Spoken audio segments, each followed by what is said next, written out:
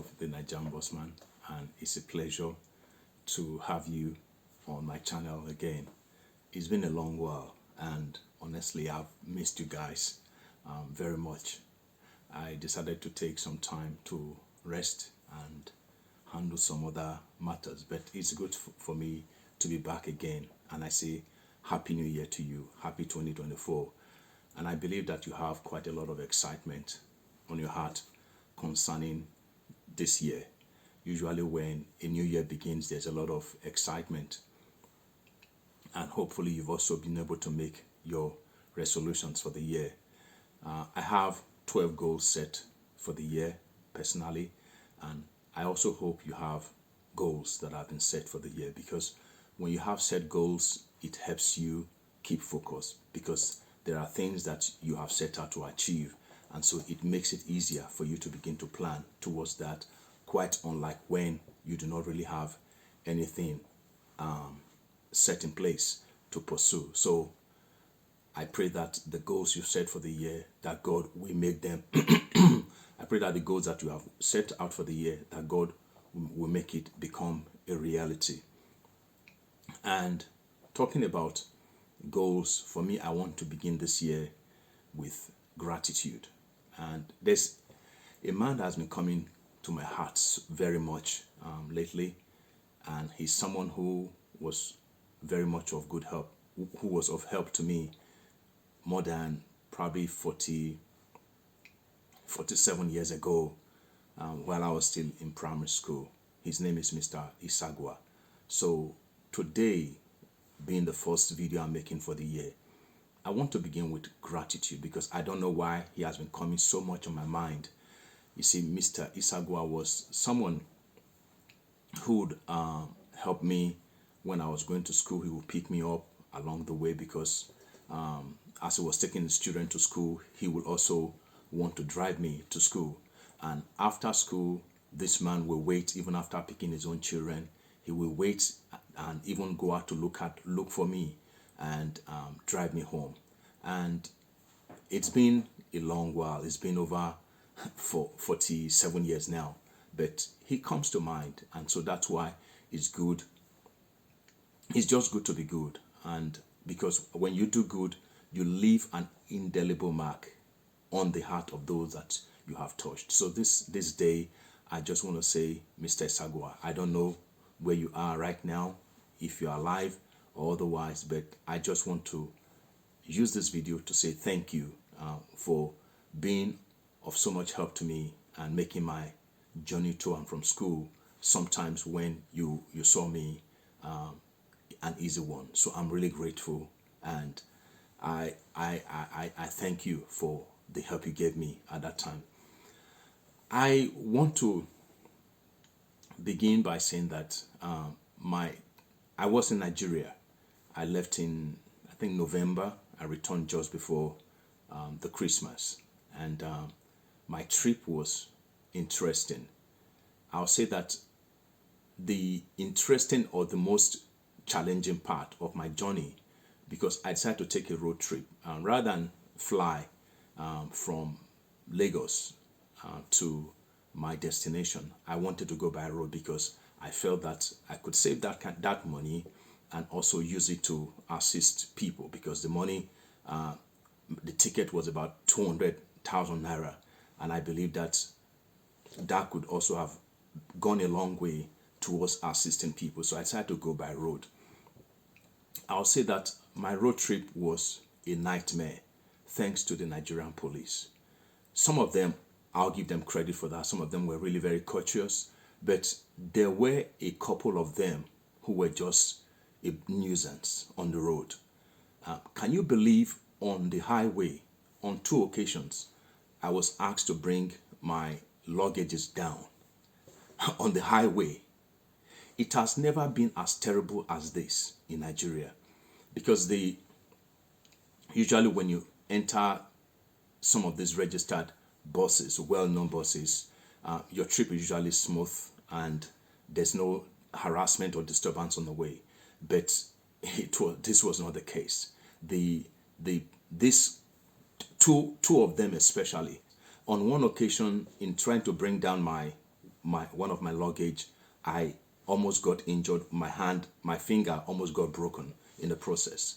And the man was even laughing, telling me that I was being lazy. That was when I had to shut him. That's when I had to shut him up, because I told him he did not know my story, he did not know my history, and so because he was standing on the road, performing national duty, and even in a way he's not supposed to, that he should not be rude to me, and so that basically shut him up.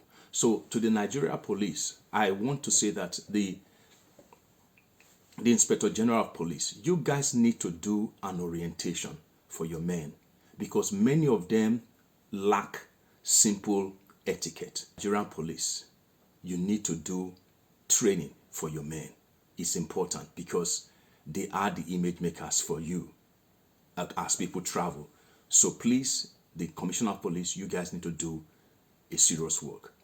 And that brings me to the no grief for them matter, which is very much on the ground right now.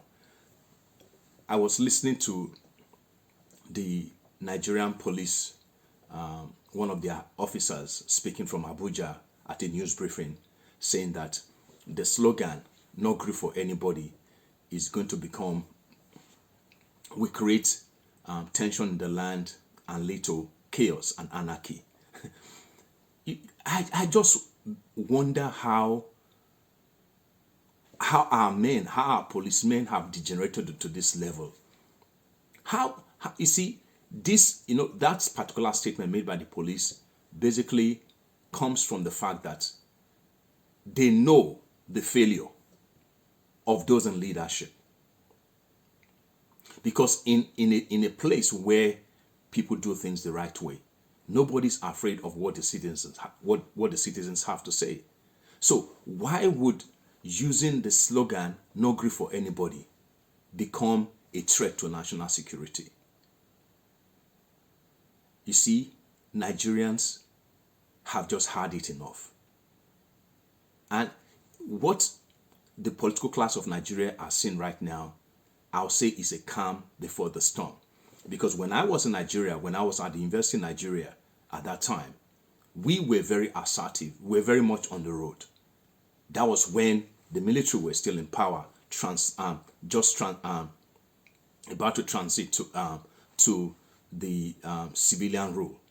And so our own generation, we were very assertive, quite unlike the present generation, who have been so coward, who have been so oppressed.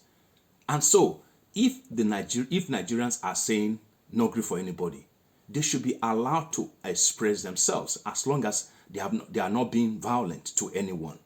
They have a right to speak their minds. And so the Nigerian police have no right to come to say that they will arrest anyone who uses the slogan "No grief for anybody." How many politicians have they arrested?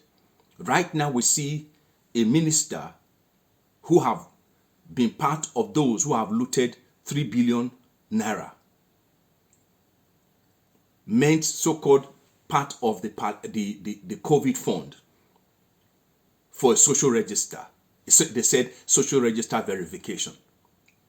There was already a social register, at least based on their own standard. And now they say that this 3 billion was for register verification. And part of that money now was sent to private accounts. And we also saw 44 billion being sent to a private account by by one of their officials. So we can see the state of dirtiness to which APC have reduced the nation to.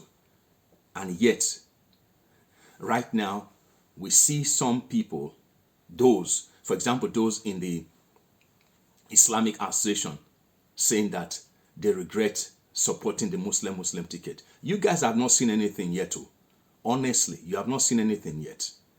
Because when you were supposed to have supported the truth, when you knew the person or the candidates who could have moved Nigeria forward, because of your ethnic bigotry, because of your ethnic and religious bigotry, you decide to support a Muslim ticket because of your own religious agenda, rather than thinking about the progress of Nigeria. And so, you guys have not seen anything yet. I was, like I said, I was in Nigeria. A trip, because when I go to Nigeria, I do not drive. I go by public transport, or I take these cabs. A trip that I usually make with 700 naira. That same trip, when I was ordering a boat cab ride, that trip was going to cost me 3,400 naira. Work out the mathematics. So it's over 300%. Over 400% increase. How that was between February / March when I went to vote last year and my trip in November. So work it out. That is how things have degenerated. People are suffering in Nigeria. The political class should not deceive themselves. Bola Tinubu, who is commending Buhari, telling that he did a wonderful job. You all should go and sit down in shame, because you have reduced Nigeria to a pathetic state, and you guys should hide your faces in shame, because Nigeria and Nigerians have no business where it is right now, with all the resources that our nation have been blessed with. But your collective greed, your insatiable greed, your primitive greediness have brought Nigeria to this state. And it's surprising that Nigerians, you are just folding your hands and just watching this pathetic bunch that have reduced Nigeria to this state that it is today. Can Nigeria continue this way? No. It should not be allowed to. Because our nation has become a laughing stock, courtesy of the PDP and APC political class. But I believe in Nigeria. And I believe that if we Nigerians can only stand together, we will see a better Nigeria. And I pray that 2024 will be a better year for all Nigerians and for people across the world. May God bless you. I look forward to seeing you in the next video. Be that person that God would desire you to be, and make life better for others. May God bless you. Amen.